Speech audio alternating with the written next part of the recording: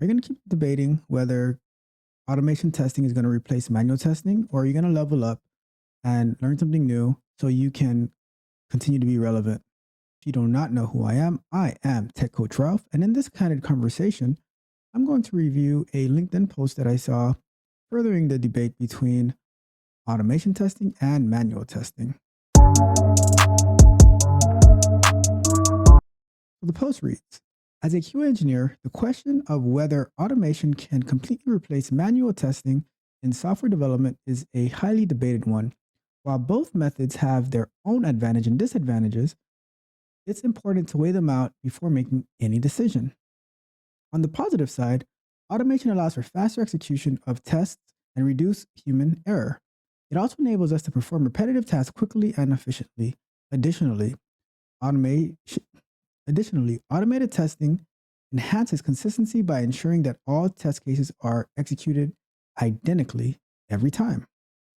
However, there are some potential drawbacks to relying solely on automation. It may not be able to detect certain types of defects or edge cases that require human intuition and creativity to identify. Furthermore, automating complex scenarios can often take longer than manual testing due to the need for extensive scripting. In conclusion, while automation has its benefits in software development process such as reducing costs and increasing efficiency, it cannot entirely replace manual testing, which still provides valuable insights into user experience with regard to usability. It cannot entirely replace manual testing, which still provides valuable insights into user experience with regards to usability issues that may not be easily detected via automation alone. As a QA engineer, we need to balance our approach between these two methods based on project requirements and goals, thereby delivering quality products within reasonable time. So, on the surface, that sounds wonderful. However, I think the problem with this post is that they're saying if automation can completely replace manual testing, which I don't know many people who have ever said that it can completely replace. But one thing that stands out to me is when the post says, while both methods have their own advantage and disadvantage, it's important to weigh them out before making any decision. So, when weighing them out, I would ask, what is the percentage of manual testing that we need versus what automation testing can cover? So, let me read the response that I gave to this post. I commented, I don't know if the question should be, will automation testing replace manual testing? Rather, will QA engineers who automate and have a strong background in manual testing and critical thinking replace solely manual testers? But to add to that, so the original poster commented, in the scope of the question, we can look at what top tech companies do.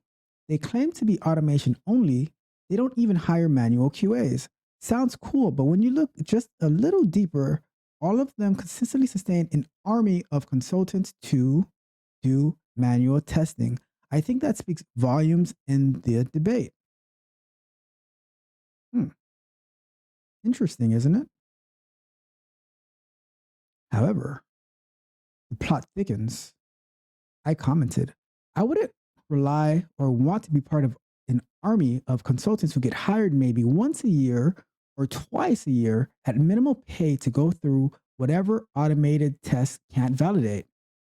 But the original poster said, Tech Coach Ralph, those consultants are being hired for multi-year contracts and do a wide range of manual tests. Limitations are coming not only from some weird edge cases, but also from security implementation constraints, third party dependencies, and plain tech debt of the organization. Also, with ADA compliance becoming more and more enforced, good luck automating accessibility tests. And I mentioned specifically tech giants.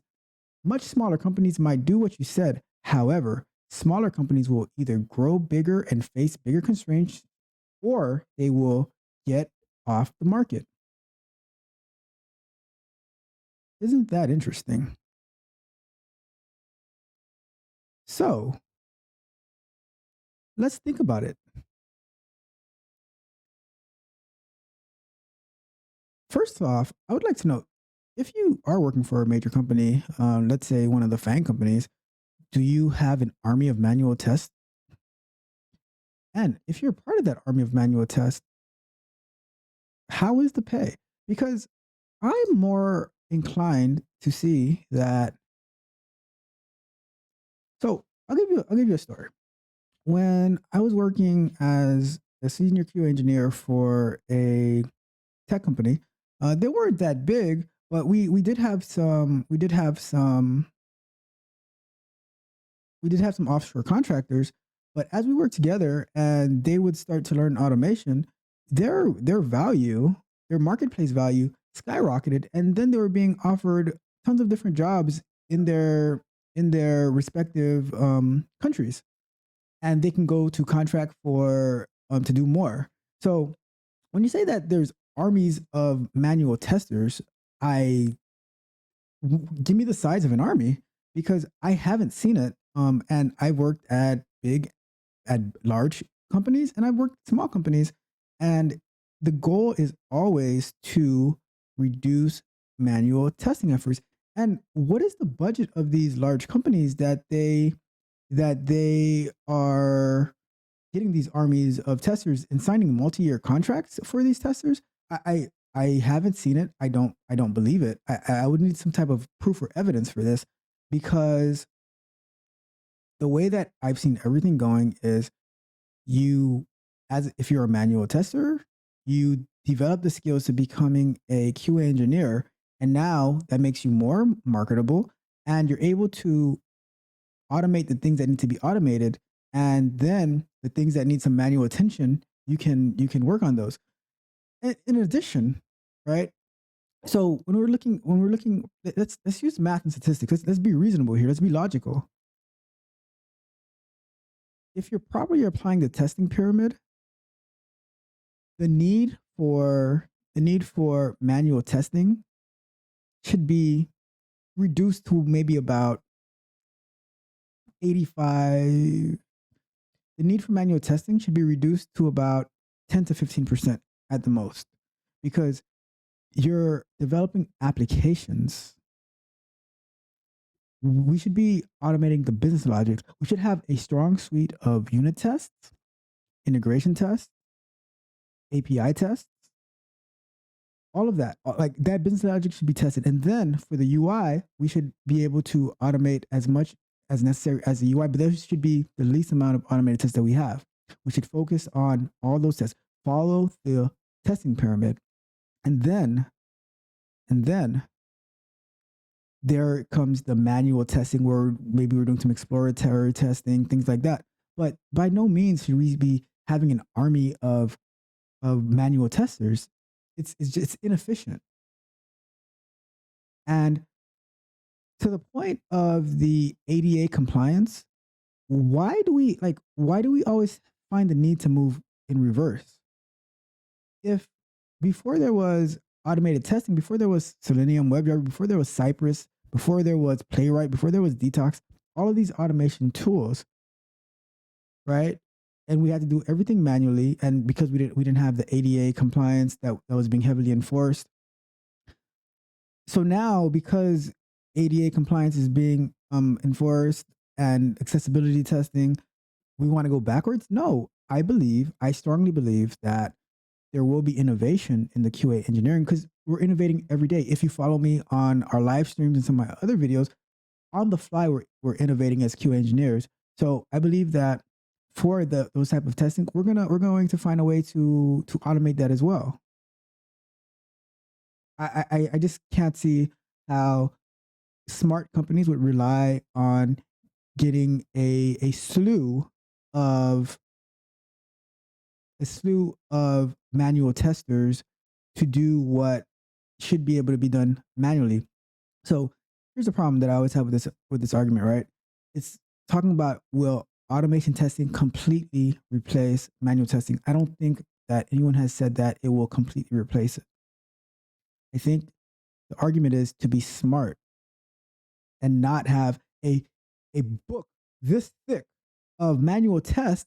And then when your budget gets short, when the recession comes, and you're like, well, we didn't think that automation testing could do everything, but now we need to cut our QA testers, our manual testers in half. Which half are we going to test? And then the response is, well, I guess you're going to test the half that you want to work, right? No, that's just ridiculous. We have to make sure that we are properly structuring our testing pyramid, that we do not have a need for manual testing armies. It just doesn't make any sense. It's illogical. It lacks critical thinking ability. So that's that. I think we need to stop having I think we need to stop having these disingenuous debates about if something can completely replace something else. No, nothing will ever completely replace something else. I mean, there's still people who ride horses and who take the buggy carriage and all that good stuff, right? There's still people who travel by ships and things like that. It doesn't get completely replaced, but the need for it becomes reduced drastically. And if you want to stay locked into being a manual tester, then your position is on the line, because as your competition is still doing manual testing, but they are building up their skills to do automation testing. When it comes time to have people on the chopping block, the person who says, oh, there will always be a need for manual testing, they will be the first to go, because the person who also learned how to do automation testing and understood that there will always be a need for manual testing, although that need is much lower, they will get the opportunity to do automation, but when needed, do manual testing. So keep that in mind, and don't get caught up into the disingenuous debate of, will automation testing completely replace automation testing? But until next time, my friends.